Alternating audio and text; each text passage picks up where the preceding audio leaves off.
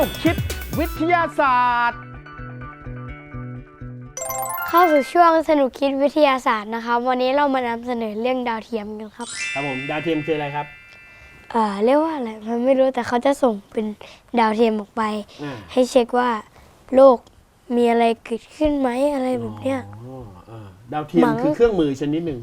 ก็ใช่ที่ถูกส่งออกไปลอยอยู่นอกโลกคล้ายๆเป็นดวงจันทร์ใช่ไหมใช่พอลอยอยู่บนนั้นปุ๊บเราก็สามารถทำสิ่งต่างๆกับดาวเทียมได้ซึ่งดาวเทียมก็มีหลายหน้าที่แต่ทำไมเราถึงเรียกว่าดาวเทียมอ่ะเพราะว่ามันเป็นดวงดาวปลอมดวงดาวปลอมดวงดาวปลอมดาวเทียมก็ให้เหตุผลได้ดีนะครับจริงๆฝรั่งไม่ได้เรียกดาวเทียมนะฝรั่งเขาเรียก satellite ก็เป็นเครื่องมือชนิดหนึ่งที่ถูกส่งขึ้นไปมีใครรู้บ้างว่าเรามีดาวเทียมกันตั้งแต่เมื่อไหร่ดาวเทียมดวงแรกของโลกนี้เลยนะ1997โอ้โหน่าจะก่อนนั้นเยอะเลย1977น่าจะประมาณปี1950กว่าเพราะว่ามันคือปีพศพุทธศักราชไทยเนี่ย2,500พอดีเลยโคจรดาวเทียมที่ถูกส่งโคจรไปรอบโลกครั้งแรกเมื่อปี 2,500 นะครับเป็นดาวเทียมที่มีชื่อว่าสปุตนิกเป็นดาวเทียมของประเทศรัสเซียครับรัสเซียส่งขึ้นไปนะครับทำหน้าที่ตรวจสอบการแผ่รังสีของชั้นบรรยากาศในสมัยนั้นถัดจากนั้นอีก1 ปีตอนนั้นสหรัฐกับรัสเซียก็แข่งกันว่าใครจะเป็นเจ้าทางอวกาศนะสหรัฐก็ไม่ยอมครับรัสเซียส่งสปุตนิกขึ้นไปนะครับอีก1 ปีถัดมาสหรัฐก็ส่งดาวเทียมของสหรัฐขึ้นไปบ้างชื่อว่า Explorer ทำให้2 ประเทศนี้เป็นประเทศที่มีความก้าวหน้าในเรื่องของดาวเทียมมากๆดาวเทียมคืออะไรถ้าเราพูดกันจริงๆคำว่า Satellite ก็คืออุปกรณ์ชนิดหนึ่งครับที่เอาไว้วัดค่าแสงที่ถูกส่งขึ้นไปให้มันไปลอยอยู่บนชั้นบรรยากาศเราต้องรู้ว่าบนชั้นบรรยากาศโลกเนี่ยนะครับเราจะมีอากาศไว้หายใจเนี่ยในระยะประมาณ40 กิโลเมตรจากพื้นโลกขึ้นไปถ้าเราขึ้นไปถึงจากพื้นโลกเนี่ยเลย40 กิโลเมตรขึ้นไปเราจะไม่มีอากาศหายใจแล้วแต่เรายังมีชั้นบรรยากาศและมีแรงดึงดูดอยู่เราก็ยังสามารถไปได้จนถึงระดับ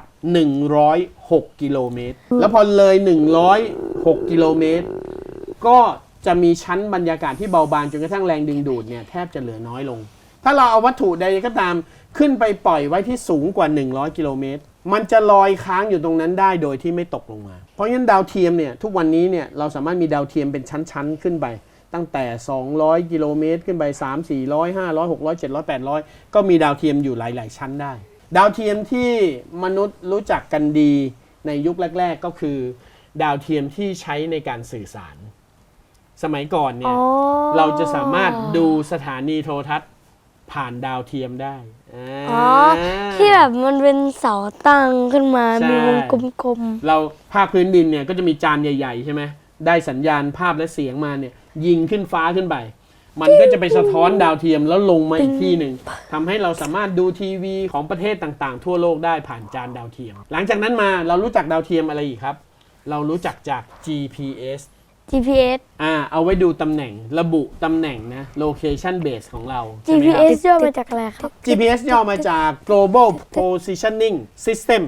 ซึ่งดาวเทียม GPS เนี่ยมีทั้งหมด26 ดวงปล่อยขึ้นมา26 ดวงแล้วให้มันบินโคจรรอบโลกกระจายกันแล้วเราก็สามารถใช้ข้อมูลจาก GPS เนี่ยลงมายังโทรศัพท์มือถือเราแล้วบอกว่าเราอยู่ตรงไหนของโลกเราได้เป็นการ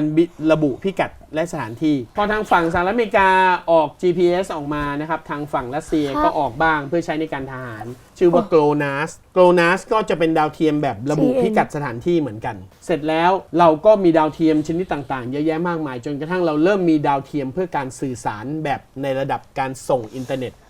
อย่างประเทศไทยก็มีนะประเทศไทยเนี่ยเรามีดาวเทียมไทย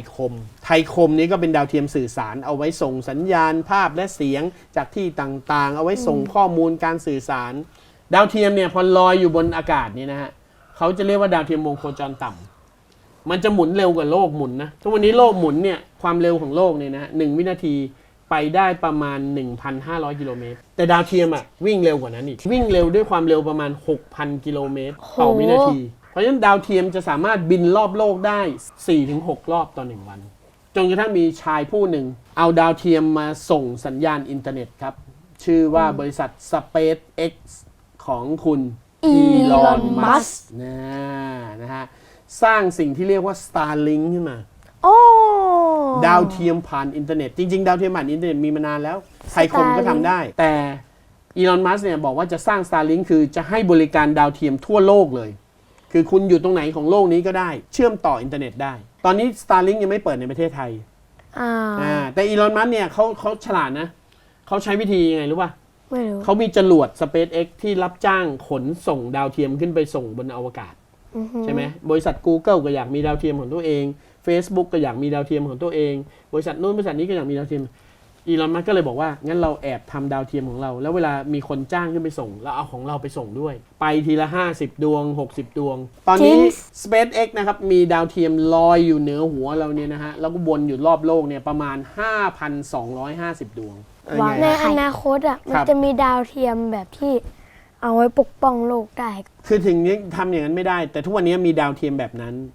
ที่เป็นดาวเทียมที่หันหน้าออกไปนอกโลกใช่นั่นแหละแล้วก็ยิงแสงออกไปแล้วถ้ามีอะไรสะท้อนกลับมาเนี่ยมันก็ทำหน้าที่คล้ายๆเรดาร์ถ้ามีอะไรจุดตัดแสงปุ๊บมันก็จะดีเทคและคำนวณว่ามีการตัดแสงที่128วินาทีหลังจากยิงแสงออกไปแสดงว่ามีวัตถุบางอย่างเข้ามาใกล้โลกในระยะกี่ล้านกิโลเมตรอะไรเงี้ยมันก็จะเหมือนเป็นเรดาร์ที่คอยปกป้องโลกเราได้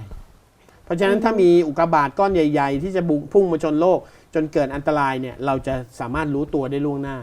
รู้ตัวล่วงหน้าได้นานขนาดไหนรู้ไหมได้เป็น100 ปีเลย แต่ก้อนเล็กๆเขาไม่ดูเพราะว่าก้อนเล็กๆเขามองไม่เห็นนะถ้าก้อนแบบเมตร2 เมตร5 เมตร10 เมตรเนี่ยเขาจะปล่อยให้ตกลงมาบนโลกก็คือประมาณนี้แต่ถ้าเกิดมันตกใส่บ้านเราก็แค่เอาอันนั้นไปขายแล้วก็ได้ประมาณตกใส่บ้านแล้วบ้านเราก็ทะลุบ้านเราพังใช่แล้วเราก็นอนไม่ได้เราต้องเอาอันนั้นไปขายด้วยเราจะเอาไปขายทำไมเรามีคนนึงขายได้ตั้ง$1,000,000ใช่แล้วเขาลูกมันอาจจะเป็นไวเบเนียมเราเลิกให้กันแล้วนะครับ